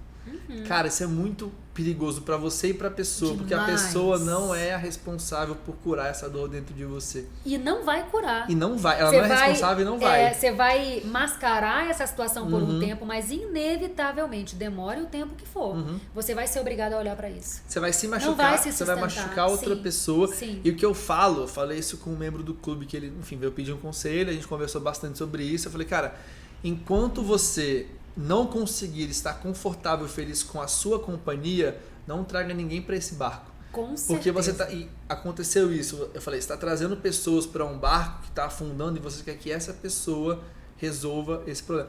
Se resolva, resolva-se, sabe, se reforme por dentro, esteja bem esteja feliz, ame a sua companhia e traga alguém para acrescentar nesse seu jardim incrível que você está transformando. É sobre isso. Não traga uma pessoa para resolver os seus problemas, porque com certeza. A melhor pessoa talvez para isso é uma psicóloga, e ela vai ficar 1 hora com você ali na semana e ela não vai resolver, ela vai te ajudar a encontrar soluções. Então não faça isso. E, enfim, eu acho que esse ponto é muito importante, de cuide-se, não só para que você consiga cuidar de alguém, mas para que você consiga trazer alguém para sua vida e naturalmente vocês conseguirem levar isso junto, porque aí vira uma dependência emocional. Total. E aí às vezes você começa a até passar por alguns abusos e aí inconscientemente você pensa, poxa, mas eu sou melhor com essa pessoa do que sozinho. Pô, eu já vi, e eu não quero nem entrar em assuntos tão delicados, no sentido de um homem que bate na esposa, mas Sim. eu já vi situações onde o cara, ele está se relacionando com uma mulher e essa mulher meio que desdenha, não respeita, tem situações fora do relacionamento, mas por essa pessoa pensar, nossa, eu sou mais feliz com essa pessoa do que sozinho, ela aceita passar por essas situações que não era para passar. Sim. Então, cuide-se para cuidar, mas cuide-se para que você possa estar bem e trazer alguém para acrescentar na sua vida. Sim, não, e o cuide-se para cuidar que você está falando me lembrou disso, né? Ele é para tudo. Por mais que eu tenha escrito de mãe para mãe, e aí a gente subentende que é um cuide-se para cuidar do seu filho, gente, o cuide-se para cuidar do seu casamento. Professores podem ler isso, cuide-se para cuidar dos seus alunos. Sabe? Cuide-se para cuidar dos seus pacientes. Eu até brinquei com a editora, falei, a gente vai fazer aí vários... Igual 5 linguagens do amor. Isso. 5 linguagens do amor para crianças. Para criança, para adolescente. Olha, tá na manga aí, né? Eu tô dando as ideias para você. E depois... Não, mas quando a gente conversava, eu e a editora, eu brinquei com eles. A gente vai fazer uma versão diminuída, né? Cuide-se para cuidar dos seus alunos. É exatamente. Cuide-se para cuidar dos seus pacientes. Cuide-se para cuidar dos seus filhos. Aí focando só nisso. Cuide-se para cuidar do seu casamento, que é sobre isso, Eduardo. É sobre isso. E uma pessoa que tá sangrando internamente, quando alguém chega, ela vai sangrar na pessoa. E isso é muito complicado. Agora, pra gente entrar no... Assim, o que eu fiz? Eu separei vários assuntos aqui e quando eu estava lendo eles enquanto você falava, a gente passou por vários. Então eu vou dar alguns exemplos aqui para que o pessoal que está acompanhando a gente possa saber. Um desses assuntos foi justamente o fato de que os filhos têm que entender que os pais estão fazendo melhor com aquilo que eles receberam. Então você falou sobre isso. Também trouxe alguns assuntos aqui também sobre autocuidado que você já tinha falado. E quero trazer agora talvez o nosso último ponto que a gente não falou ainda, que está aqui na página 104 e 105. Eu vou abrir aspas para nossa autora aqui, que ela escreve o seguinte: é preciso tomar muito cuidado com o que você fala para os seus filhos, mesmo em tom de brincadeira. Eles acreditam plenamente no que você fala deles e para eles, principalmente quando são pequenos. Quanto menor a idade, maior é essa influência. Eu queria falar justamente sobre o cuidado que os pais precisam ter para falar com os seus filhos. Eu acredito que muitas das feridas que os adultos têm foram geradas nas crianças pequenas. Sempre, né? Neste livro aqui, Coração Selvagem, o John Eldredge, ele escreve uma frase que eu até anotei aqui, eu acho que resume tudo isso, que ele fala o seguinte: todo menino em sua jornada para se tornar homem leva uma flecha no meio do seu coração, no lugar de sua força. Ele fala que todo menino ele recebe uma flechada no lugar de sua força, e eu acredito que muitas dessas flechadas vêm dentro de casa. Que isso que é o pior. Que era para ser um lugar aconchegante, que as pessoas serem impulsionadas, elas sofrem uma flechadas e tá com você para você levar esse nosso bate-papo aqui para outro nível agora. Sim, nós somos uma geração que cresceu ouvindo, né, que se eu não ensinar o meu filho, a vida vai ensinar de forma muito mais dura. E por mais que tenha uma boa intenção nisso, ela é feita de forma errada. Porque muitos pais acham que, por exemplo, claro que criança tem que passar por frustração, mas não sou eu que tenho que frustrar o meu filho de propósito. Ele vai se frustrar naturalmente com a vida. E não sou eu que tenho que fazer com que isso seja ainda mais frustrante para ele. Eu não vou resolver a frustração, mas eu vou acolher o sentimento do meu filho. E isso faz grande diferença. E aí, por que eu estou comentando isso? Porque sim, eu acredito que a grandíssima maioria das situações dessas, né, que você citou ali, infelizmente acontece dentro de casa. Vou dar um exemplo besta, assim. A criança não está se comportando do jeito que a gente gostaria. E, geralmente, desafio da própria criança, né? Imatura como ela é e tudo mais. Você pega e fala, meu Deus, essa criança infernal! Mas desse jeito ninguém vai aguentar ficar com você. Olha o que eu tô falando. É sobre isso que eu falo no livro. Né? Quando eu falei aquela frase que você abriu aspas, é sobre essas situações. Desse jeito ninguém vai querer ficar com você. Minha filha, você... Com menina, ainda por cima, né? Que menina tem aquela coisa de que não, menina não pode reclamar, menina, né? Não pode... É feio sentir raiva. E chorar é coisa de mariquinha. Aí o menino, usando o exemplo que você citou de meninos também, você não permite que o menino chore. Porque chorar é coisa de marica, chorar é coisa de fracote. E não. Existe uma grande força na vulnerabilidade. Se a criança está querendo chorar, ainda mais se for pequenininha, independentemente de ser menino ou menina, cara, não tá errado chorar, deixa chorar. Nós crescemos engolindo o nosso choro. E hoje a gente é uma geração que todo mundo precisaria fazer terapia. Me atrevo a dizer, né? 99,999% da sociedade tinha que fazer terapia, porque não se conheceu, não conseguiu lidar com os próprios sentimentos de maneira saudável lá atrás. E a gente tem hoje o conhecimento para proporcionar isso para os nossos filhos. Só que a gente precisa estudar. Não adianta a gente ficar só no instinto. E é isso, acho que pra gente conseguir aqui, já chegando pro finalzinho do nosso bate-papo, ter esse cuidado com a palavra. A palavra, ela constrói caminhos, ou ela destrói caminhos. Eu vi, enfim, na igreja esses dias, o pastor falando, e se Deus concebesse para a sua vida tudo aquilo que você está falando, como que seria a sua vida? E muitas vezes a gente quer que o nosso filho ou alguém que se relaciona com a gente seja algo, só que a gente está declarando com a nossa boca ou totalmente diferente. Com certeza. E a conta não fecha. Você não vai dar nada na vida desse jeito. Deixa de ser preguiçoso, menino. Você não vai ser ninguém na vida se tu continuar desse jeito. O que eu tô falando pra essa criança? Eu, Laura, sou a primeira a dizer. Eu tenho uma criança que falava pra mim, não, eu não vou fazer nada, sou preguiçoso mesmo. A criança falava, epa. Calma aí, que olha só, você está com preguiça. E não tem problema nenhum nisso. Eu sou adulta. Sabia que eu tenho preguiça às vezes também? Só que às vezes a gente tem que fazer as coisas mesmo com preguiça. Agora, em primeiro lugar, você não é preguiçoso. Você está com preguiça. É diferente. Não tem nada de errado em estar com preguiça. Pode não fazer o que tem que fazer? Beleza, a gente faz depois. Agora, tem que fazer? Respira fundo e vamos embora. Mas é importante também a gente separar o que você é do que você tem. Exatamente. Eu tenho preguiça. Eu também tenho. Somos seres humanos, afinal. Eu sou adulta, entendeu? E eu tenho preguiça. Qual o problema de você ter preguiça? Aí eu até brinco com a minha criança, né? Eu falo assim, cara, é muito fácil, né? Não vou fazer não, eu tô com preguiça. Que desculpa maravilhosa, né? Para de coisa, vamos embora, né? Porque acaba sendo uma desculpa mesmo. Mas a nossa palavra é muito importante. Esses dias eu ouvi uma frase, que eu não lembro dela exatamente como era, mas era mais ou menos essa do que você trouxe, né? Que tipo assim, se as tuas palavras fossem alimento, elas te nutririam ou eu acho que era tipo destruiriam, ou te envenenariam. Essa era a palavra, eu tava esquecendo. Elas te nutririam ou envenenariam. Então a gente tem que cuidar assim com o que a gente fala para os nossos filhos, da mesma forma que a gente tem que cuidar com o que a gente fala para nós mesmos. Exatamente. A palavra cria realidades e acho que muitas vezes, principalmente quando a gente fala de essa relação de pais com os filhos recebem muito mais da influência. Sim. Quando tem alguém, um pai ou uma mãe falando algo sobre a vida deles. E agora, pra gente chegar nos finalmente aqui, primeiro livro que você escreveu.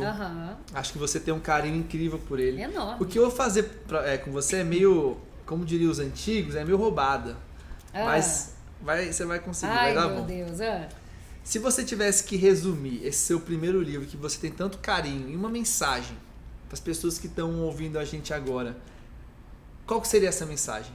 Pode ser uma frase ou tem que ser... Uma mensagem. Pode ser uma frase, pode ser uma pequena mensagem, o que tiver no seu coração aqui agora, fique à vontade, porque aqui você escreveu coisas e isso, como que você compilaria para realmente entregar para essas pessoas a essência desse livro?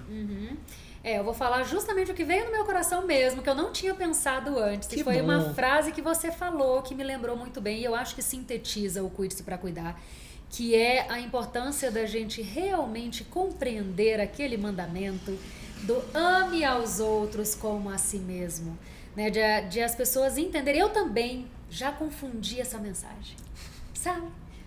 amar o outro. Aí eu esquecia eita, mas é como eu mesmo, né? E eu sempre amava o outro mais do que a mim mesma quando eu ia ver. E é sobre isso. O que é importante a gente perceber é que autocuidado, como eu trago no livro, que é esse auto-amor, que é essa autoempatia, né? Vindo de dentro para fora, nutrindo. Acho que se reconhecendo como ser incrível e perfeito que nós somos, porque assim como os meus filhos foram criados pelo ser perfeito, o único ser realmente perfeito que existe, eu também fui e você também foi, Eduardo. Então, assim, não tem nada de errado em mim. Não tem nada de errado em você. Sou super imperfeita. Temos que evoluir. Mas o cuide-se para cuidar é importante a gente entender que autocuidado não é luxo, não é coisa de gente rico. Você leu ali um pouquinho, dizendo que respirar fundo é autocuidado. Ter amigos é autocuidado. Eu não gasto dinheiro para isso, não. Então não é luxo, não é coisa de gente rica. Autocuidado é necessidade básica para você ter saúde mental. E aí, voltando para o ame aos outros como a si mesma, é lembrando que todo o amor que eu quero oferecer, não só para os meus filhos, não só para o meu marido, para todo mundo que me rodeia, para o mundo, para a sociedade inteira, eu preciso nutrir em mim primeiro. Eu entendendo que eu sou valiosa simplesmente por ser quem eu sou, não pelo que eu tenho, não pelo que eu faço. Quando eu consigo olhar para mim dessa forma, naturalmente eu consigo olhar assim para os outros também e valorizar as pessoas por quem elas são, não pelo que elas têm ou pelo que elas fazem. Legal demais! Eu acho que você conseguiu resumir bem. Que bom! Eu que li o livro, eu acredito que essa realmente é a essência. E para mim o que fica desse livro aqui é a importância de você algumas vezes ter um senso egoísta no bom sentido da palavra, de que se você não cuida de você, você não tem nem aquilo que é necessário para cuidar dos outros. Sim. Eu que cuido de pessoas, que estou aqui em contato com pessoas todos os dias, eu já passei por isso, de que você quer muitas vezes entregar muito para as pessoas que estão ao seu lado, mas você esquece de você, seu tanque de gasolina acaba e você não consegue ajudar ninguém. Então, para que a gente possa conseguir ajudar muita gente, que a gente esteja sempre cuidando da gente, olhando para a gente, esteja sempre com o tanque de gasolina cheio, para a gente conseguir ajudar o máximo de pessoas que vão passar pela nossa vida. Excelente. É isso? Bem, é isso. Então é isso, meu povo. É uma alegria ter aqui mais um episódio nosso. É uma alegria ter você aqui com a gente. Quando você for lançando os próximos livros, já manda pra cá e já vamos gravar as nossas próximas gravações. E é isso. Espero que vocês tenham curtido aí do outro lado. Lembra que aqui embaixo, no link da descrição, vai ter o nosso Instagram do clube, o Instagram da Laura, para que você possa seguir a gente, seguir ela também, para acompanhar os conteúdos que ela posta. E é isso, meu povo. Fiquem com Deus. Um beijo no coração e até o nosso próximo episódio. E lembrem-se, cuide-se para cuidar. Exatamente. Tchau, tchau. Tchau, tchau.